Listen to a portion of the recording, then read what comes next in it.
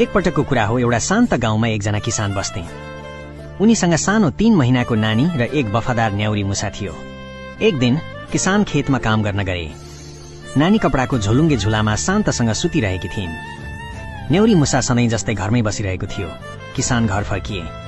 आँगनमा पाइला टेक्न साथ उनी अक्क न बक्क भए। ढोकामै न्याउरी मुसा बसिरहेको थियो। मुखभरि रगतै रगत थियो।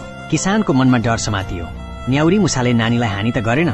केही नसोची उनले बाँसको लट्ठी लिएर न्याउरी मुसालाई अन्धाधुन पिट्यो। बिचरा न्याउरी मुसा त्यही ढल्यो र मार्यो। किसान तुरुन्तै भित्र दौडिए।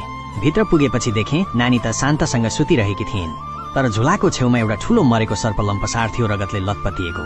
न्याउरी मुसाले त सर्पसँग लडेर बच्चालाई पो बचाएको रहेछ। किसान छाँगाबाट खसेझैं भए।